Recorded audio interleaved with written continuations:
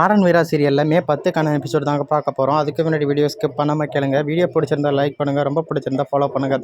அங்கே ஃப்ரெண்ட்ஸ் வீடியோவில் என்ன நினச்சுன்னு பார்க்கலாம். கண்மணிக்கும் ராகாவுக்கும் சூப்பராக கல்யாணம் நடந்து முடியுது. அதை பார்த்துட்டு வீரா ரொம்பவே சந்தோஷப்படுறாங்க. இந்த பக்கம் பார்த்தீங்கன்னா ராமச்சந்திரன் ரொம்ப சந்தோஷத்தில் இருக்கார். எப்படியோ ஒரு வழியாக ராகாவுக்கு கல்யாணம் முடிஞ்சிட்டு அப்படின்னு.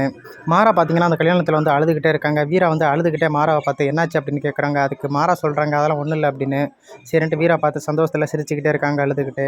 ஆனால் கண்மணி பார்த்தீங்கன்னா நான் எப்படியோ நினச்சது நடந்து முடிஞ்சிருச்சு, இனிமே தாண்டா உங்களுக்கு இருக்குது, என் ராஜேஷ் அண்ணனை கொன்னுங்களடா, இனிமேல் உங்கள் குடும்பத்தை நான் பழி வாங்க விட மாட்டேன்டா அப்படின்னு கண்மணி நினச்சிக்கிட்டு இருக்காங்க. கண்மணி பார்த்தீங்கன்னா ரொம்பவே கோவத்தோடு இருக்காங்க. எப்படியாவது அந்த ராமச்சந்திரன் குடும்பத்தையும் அந்த மாறனையும் எப்படியாவது பழி வாங்கணும் அப்படின்னு ரொம்ப கோவத்தோடு இருக்காங்க. கல்யாணம் முடிஞ்ச கையோட ராகவும் கண்மணியும் நேராக வீரா வீட்டுக்கு போகிறாங்க. அதை பார்த்துட்டு வீராவோட அம்மா ரொம்பவே சந்தோஷப்படுறாங்க. கண்மணிக்கும் ராகாவுக்கும் ஆரத்தி எடுக்கிறதுக்காக ஆரத்தி தட்டை எடுத்துக்கிட்டு வராங்க. வீரா பார்த்தீங்கன்னா கண்மணிக்கும் ராகாவுக்கும் ஆரத்தி எடுக்கிறாங்க. அப்போ பார்த்தீங்கன்னா ராகவ அந்த தட்டில் 500 போடுறாங்க. அதை பார்த்துட்டு பிருந்தா கேட்குறாங்க, என்ன மாமா ஏமாத்தியலாம்னு பார்க்குறீங்களா அப்படின்னு. அதுக்கு வீரா அவங்க தங்கச்சியை திட்டுறாங்க. அதுக்கு பிருந்தா சொல்கிறாங்க, கல்யாணம் நடக்கும்போதே வசூல் பண்ணதாங்க்கா, அதுக்கப்புறம் மாமாவங்கிட்ட பணத்தை கேட்க முடியாதுல்ல அப்படின்னு சந்தோஷமாக சிரித்து பேசிக்கிட்டு இருக்காங்க. உடனே ராகவ அவங்க அப்பா கிட்ட பணத்தை கேட்குறாங்க. அதுக்கு பிருந்தா சொல்கிறாங்க, மாமா உங்கள் கையிலேருந்து தான் பணம் கொடுக்கணும், நீங்கள் யார் கையிலேருந்தும் பணத்தை வாங்கி கொடுக்கக்கூடாது அப்படின்னு சொல்கிறாங்க. ராகவ என்ன பண்ணுறேன்னே தெரியாமல் திருத்திறன்னு முழிச்சுக்கிட்டு இருக்காங்க. அப்போ பார்த்தீங்கன்னா மாறா சொல்கிறாங்க, உங்கள் கையில் இருக்க ரிங்கை கலட்டி அந்த தட்டில் போட்டு அப்படிங்கிறாங்க. ராகவும் உடனே அவங்க கையில் இருக்க அந்த மோதிரத்தை கிளட்டுறாங்க. மோதிரத்தை கிளட்டி அந்த ஆற்று தட்டில் போட்டதோட வள்ளி அதை பார்த்துட்டு செம்மையாக சாக்காயிடுறாங்க. கண்மணியுமே அதை பார்த்துட்டு செம்மையாக சாக்காயிடுறாங்க. உடனே வள்ளி நினைக்கிறாங்க, இந்த ராகவ எதுக்கு தேவையில்லாமல் மோதிரத்தையெல்லாம் அந்த ஆர்த்தி தட்டில் போடுறோம் அப்படின்னு வள்ளி செம்ம டென்ஷனில் இருக்காங்க ராகவ மேலே. பிருந்தா அந்த மோதிரத்தை எடுத்துக்கிட்டு செம்ம சந்தோஷமாக இருக்காங்க. அப்போன்னு பார்த்து வீராவோட அம்மா எதுக்கு தம்பி அவள் கேட்டான்னு நீங்கள் மோதிரத்தையெல்லாம் கிளட்டி போடுறீங்க அப்படின்னு கேட்குறாங்க. ராகவா பார்த்து இருக்கட்டத்தை பண்ண வேண்டியது என்னோட கடமை தானே அப்படின்னு ராகவா சொல்கிறாங்க. அதை கேட்டுட்டு வீராவோட அம்மா ரொம்பவே சந்தோஷப்படுறாங்க. பிருந்தா பார்த்தீங்கன்னா எங்கள் மாமா மோதிரம் கொடுத்துருக்காங்க அப்படின்னு சொல்லி ரொம்பவே சந்தோஷப்படுறாங்க. வள்ளி செம்ம டென்ஷன் ஆகி உள்ளே விடுவீங்களா இல்லையா, விட்டால் மொத்த சொத்தையும் எழுதி வாங்கிக்கிட்டு தான் உள்ளே விடுங்க பொறுக்கு அப்படின்னு சொல்கிறாங்க. அதை கேட்டதோட வீராவோட அம்மா வீராவோட குடும்பமே ரொம்ப சோகத்தோடு இருக்காங்க. அப்போ ராமச்சந்திரன் சொல்கிறாரு, கண்மணி மாதிரி நம்ம வீட்டுக்கு ஒரு மருமகன் வந்தால் நம்ம சொத்தை தாராளமாக எழுதி வைக்கலாம் அப்படின்னு சொல்கிறாங்க. அதை கேட்டுட்டு வள்ளி செம்ம டென்ஷனோட ஆமாம் எழுதி வைக்கலாம் அப்படின்ட்டு செம கோவத்தில் இருக்காங்க. அதுக்கப்புறமா வீராவோட ஃபேமிலி ராமச்சந்திரன் குடும்பத்தை உள்ளே கூட்டிகிட்டு போகிறாங்க. அப்போ பார்த்தீங்கன்னா மாறா மட்டும் வீட்டுக்கு வெளியிலே நிற்கிறாங்க. அப்போ வீரா மாறாவை கூப்பிட்றாங்க. மாறா நான் வர முடியாது அப்படின்னு சொல்கிறாங்க.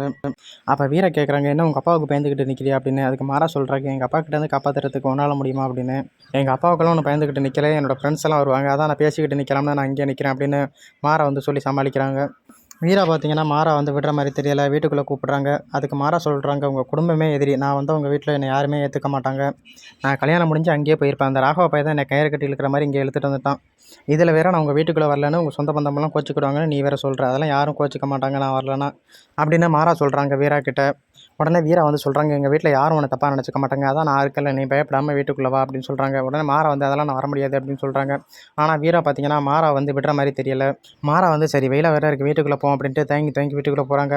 மாறா வரதை பார்த்துட்டு வள்ளி மாறா நாங்கள் எல்லோரும் பின்னாடியே வருவோம்னு நினச்சா நீ வீட்டுக்குள்ளே இன்னும் வரலையா, வாடா அப்படின்னு கூப்பிட்றாங்க. அதை பார்த்துட்டு ராமச்சந்திரன் செம்மையாக டென்ஷன் ஆகுறாங்க. அப்போ ராமச்சந்திரன் வள்ளியை பார்த்து, வள்ளி நீ சும்மா இருக்க மாட்டேன், எதுக்கு நீ அவனை தேவையில்லாமல் கூப்பிட்டுக்கிட்டு இருக்க அப்படின்னு எல்லாரும் முன்னாடியே அசிங்கப்படுத்துகிறாங்க. ராமச்சந்திரன் மாறனை பார்த்து நீ வெளியே போ, நீ எதுக்கு வீட்டுக்குள்ளே அப்படின்னு கேட்குறாங்க. உடனே வீரா நிறுத்துங்க அப்படின்னு சொல்கிறாங்க.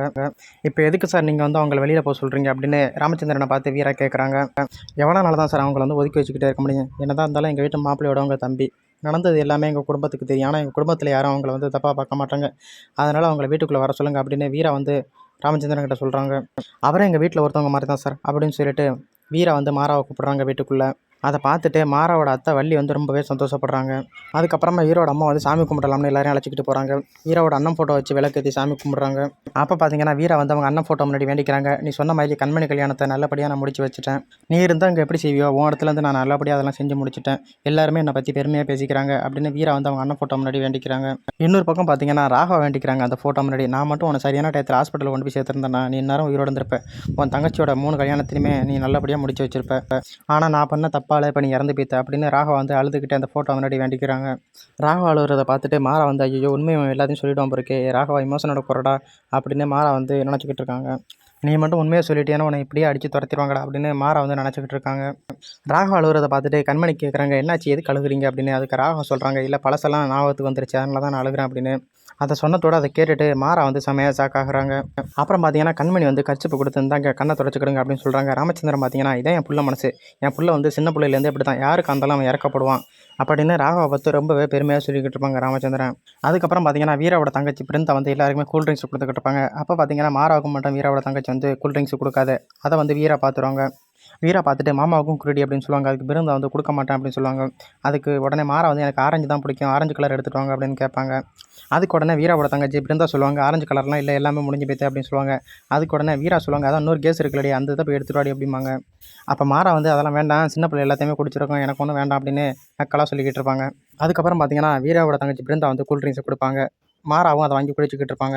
அப்போ பார்த்தீங்கன்னா எல்லாத்தையும் குடிச்சு முடிச்சிட்டு அப்படின்னு கேட்பாங்க. இல்லை குடிச்சிக்கிட்டு இருக்கேன், எப்படி இருக்குது டேஸ்ட் அப்படின்னு கேட்பாங்க. சூப்பராக இருக்குது அப்படிம்பாங்க. அதுக்கு வீரா சொல்லுவாங்க அதில் நான் எலிமருந்து கலந்துருக்கு அப்படிம்பாங்க.